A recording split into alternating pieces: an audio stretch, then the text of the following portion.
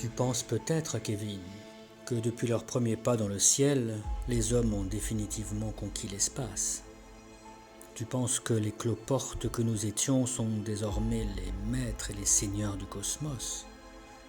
Ah, Kevin, si tu t'imagines que tout est bien calme là dehors et que l'univers est un cocon tranquille et confortable, ce que tu te gourres, Kevin.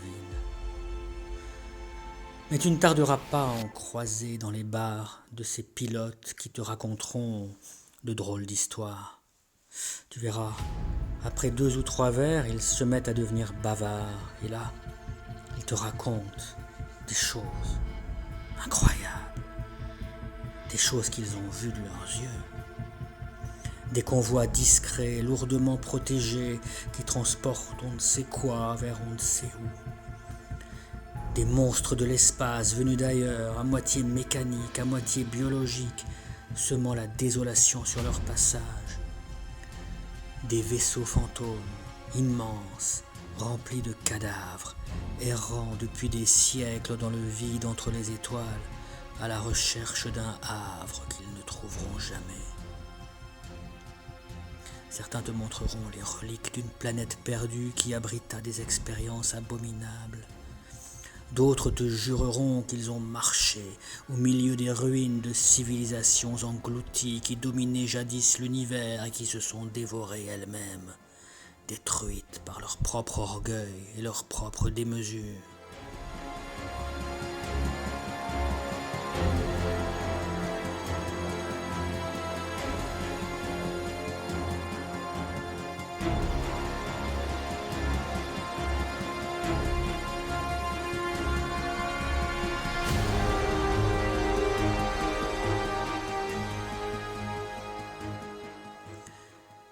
Certains te diront à mi-voix qu'ils ont vu cette station introuvable glissant dans l'ombre, en orbite autour de la 8e lune d'une géante gazeuse, porte d'un monde fabuleux, resplendissant de merveilles, regorgeant de trésors.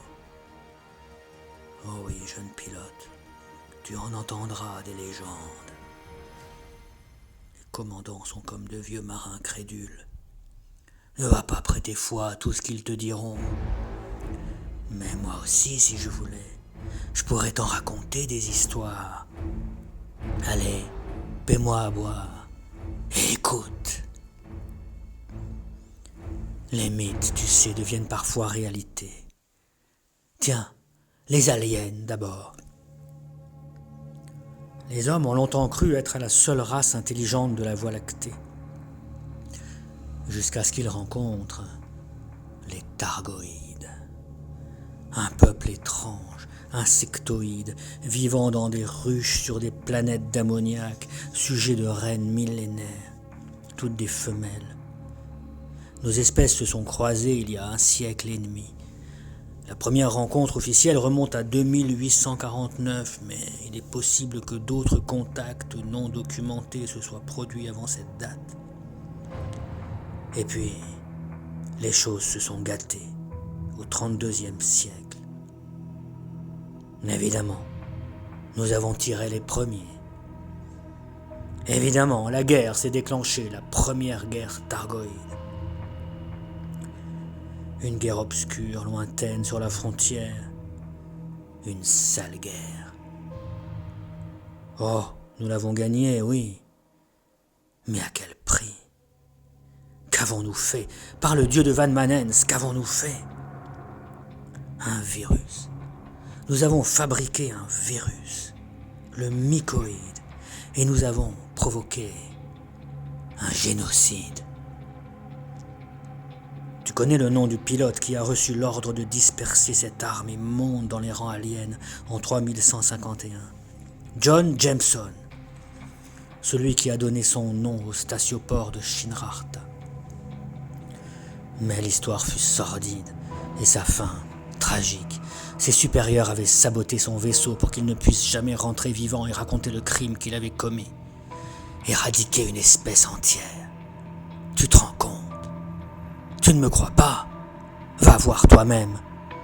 L'espace ne relâche jamais ses proies. Son vaisseau est craché aux confins des Pléiades, sur une planète inconnue. Va le voir. Et va voir aussi les bases abandonnées de l'INRA.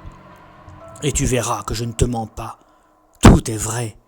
L'INRA, organisation scientifique financée conjointement par l'Empire et la Fédération, et qui a produit le mycoïde. Les ruines redécouvertes récemment par un groupe francophone témoignent des horreurs perpétrées par les hommes pour remporter la victoire. Alors après ça, évidemment, les Thargoïdes sont partis, ce qu'il en restait du moins. Ils sont partis longtemps, au point de devenir un mythe. L'humanité a tout fait pour oublier cette sale guerre. Elle a tout fait pour faire table rase de ses souvenirs encombrants. L'histoire des Thargoïdes a été effacée des mémoires, supprimée des manuels scolaires, oubliée.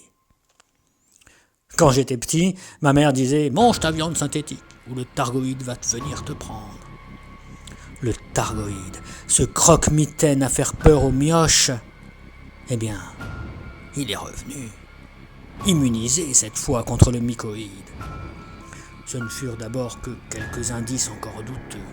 En juin 3301, des sondes inconnues envoyant un signal vers Mérope. En 3302, des coquillages géants qu'on a appelés les barnacles, découvertes par le commandeur francophone Octo dans les Pléiades. Et puis bientôt, des bases entières, énormes, gigantesques, terrifiantes, abritant des machines diaboliques. Va les voir si tu ne me crois pas. Et puis ils sont revenus pour de bon. La première rencontre eut lieu le 5 janvier 3303. Les premières escarmouches, en septembre. Un massacre. En décembre, ils commencèrent à attaquer les bases humaines des Pléiades. Ils lancent des incursions jusque dans la bulle humaine.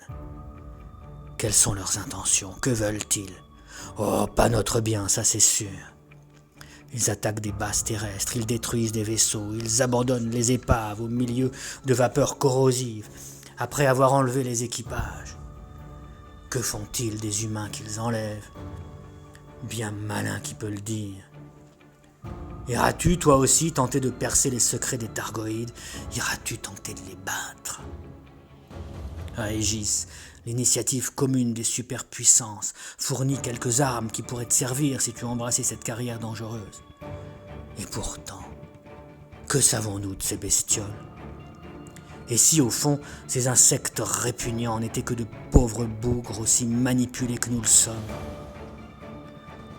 On dit que l'Alliance élève des citrouilles étranges dans la nébuleuse Californie, sur lesquels poussent des champignons qui pourraient transformer les Thargoïdes en zombies. Et si les monstres qui nous attaquent n'agissaient pas de leur plein gré? Et si d'autres tiraient les ficelles de cette guerre? Il y a des gens qui prétendent, il y a des indices qui... Mais on nous écoute, je crois. Je préfère ne pas parler de tout ça ici. Ceux qui parlent trop... Mais tu devrais peut-être enquêter par toi-même. Il y a quelques fraternités, des sociétés secrètes qui semblent connaître bien des réponses. Tiens, de Darkwill par exemple. Un groupe d'explorateurs, d'aventuriers, de chasseurs de trésors. Les membres de cette association occulte sont anonymes et restent bien cachés. L'origine de The Darkwill remonterait à l'aube de la conquête spatiale. Tu verras, quand tu seras élite, il y a une faction appelée The Darkwill qui crèche à Shinrarta. Oh, tu peux essayer de te mettre bien avec eux, pourquoi pas, faire quelques missions, augmenter ta réputation, te mettre dans leurs petits papiers. Mais ce sont certainement des imposteurs. Les vrais membres de The Darkwill sont ailleurs. The Darkwill, ça veut dire la roue sombre.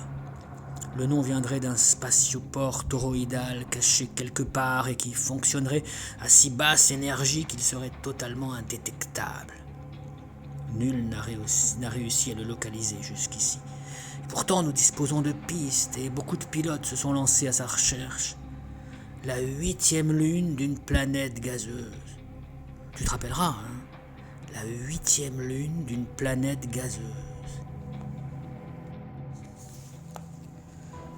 Mais méfie-toi, Kevin. Ces gens sont dangereux. Ils n'aiment pas qu'on fourre le nez dans leurs affaires et encore moins qu'on leur mette des bâtons dans les roues. Les riders, par exemple, qui contrôlent Maya et font partir des convois d'amulettes porte-bonheur vers Shinrarta. Des amulettes porte-bonheur, comme je te dis. Savoir ce que ça cache, ces amulettes. On dit aussi que des types nommés Riders ont pas mal traficoté autrefois du côté de Sontil. La planète a disparu, mais c'est curieux car le système existe bel et bien. Tu peux aller voir, tu peux scanner la balise, tu découvriras des horreurs, des abominations. Il reste encore des reliques de ce qui s'est passé là-bas et tu rencontreras des gens qui se les arrachent. Cette drôle de fille, par exemple, comment s'appelle-t-elle ? Elvira Martuk. Ah, pas question de business avec elle, si tu ne lui apportes pas un peu de cette camelote. Ah, Kevin, attention à toi.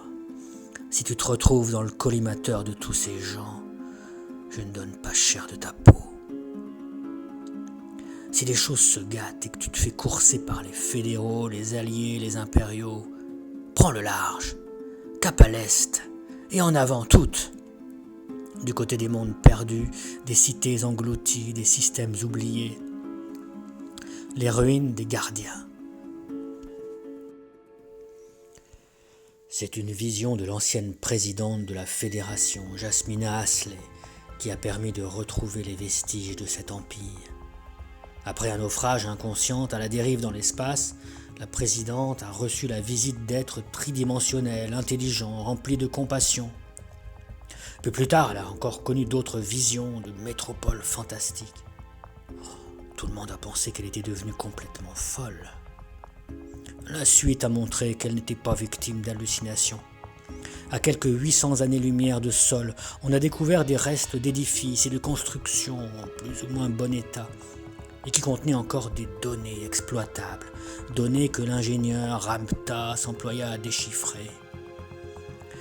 Nous savons maintenant que ceux qui s'appelaient eux-mêmes les gardiens ont contrôlé une bonne partie de la galaxie il y a longtemps, plusieurs millions d'années. Les gardiens étaient des humanoïdes, bipèdes, carnivores, des chasseurs, aux bras acérés, aux mains pourvues de 4 doigts. À leur apogée, leur société était florissante, basée sur une technologie électromagnétique avec un système de communication incroyable, le réseau monolithique, qui permettait à ceux qui s'y connectaient de partager instantanément connaissances et idées. Les gardiens étaient brillants, raffinés, et surtout, ils ont réussi à vaincre les Targoïdes. Ils avaient même réussi à entrer en contact avec eux. Et puis, tout s'est terminé. Les gardiens se sont autodétruits. 2 guerres civiles ont fini par avoir raison d'eux. Les partisans des intelligences artificielles et des implants neuronaux se sont heurtés aux traditionalistes qui n'en voulaient pas et restaient fidèles à la nature. Et tous, ils sont morts. Les survivants du conflit finirent par périr sous les coups de ces machines intelligentes qu'ils avaient eux-mêmes créées et qui les détruisirent quasi instantanément lors d'une terrible et ultime attaque. Il ne reste aujourd'hui que leurs palais démolis, leurs temples écroulés, leurs bâtiments effondrés et cet étrange rayonnement bleu qui continue d'innerver leur ville, révélant parfois des machineries surprenantes, encore en état de marche. Mais attention, les IA sont toujours là, qui veillent, qui guettent. Prends garde. Plus d'un explorateur s'est risqué dans les labyrinthes de ces mégapoles sans réussir à en revenir. Mais quelle récompense pour toi si tu es de retour, la soute chargée de vestiges précieux. Nos ingénieurs ont même commencé à disséquer leur technologie, à les embarquer sur nos vaisseaux. Oui, va donc fouiller chez les gardiens et ramène-en quelques souvenirs qui pourront être utiles et quelques armes pour défaire les Targoïdes. Mais n'oublie pas, le grand mystère, c'est Raxla. Une légende qui se perpétue à mi-mot depuis des siècles. Raxla, l'un des secrets les mieux gardés de la galaxie, la porte entre les mondes, le chemin de trésors inouïs. Un trou de verre, un autre univers. Personne ne sait. C'est peut-être un mythe, une Atlantide perdue, une simple légende. Ou alors, c'est une énigme qui t'attend, toi, pour être enfin découverte. La première mention de Raxla remonte à l'an 2296. Mais en fait, on en trouve des traces bien avant, dans un livre encore bien plus ancien, un ouvrage dont on a fait disparaître quasiment tous les exemplaires. The Dark Wheel de Robert Holtstock, daté de 1984 et livré avec un jeu vidéo qui, comme par hasard, s'appelait Elite. Nul ne sait ce qu'est Raxla, une lune ou un état d'illumination. Mais toutes ces coïncidences doivent avoir une signification. Tant de gens se sont perdus à chercher Raxla. Leur obsession en a fait devenir fous bon nombre d'entre eux. Les chercheurs de Raxla sont comme les alchimistes de l'ancienne terre, des visionnaires. Suivras-tu leur chemin? Perdras-tu la raison en poursuivant des chimères? L'espace regorge d'indices et de traces qui un jour permettront de lever le voile. Mais une héroïne déjà a donné sa vie pour connaître et révéler la vérité. Une sénatrice rebelle qui s'est sacrifiée pour le bien de l'humanité. Kaina Tijani Lorraine, plus connue sous le nom de Salomé.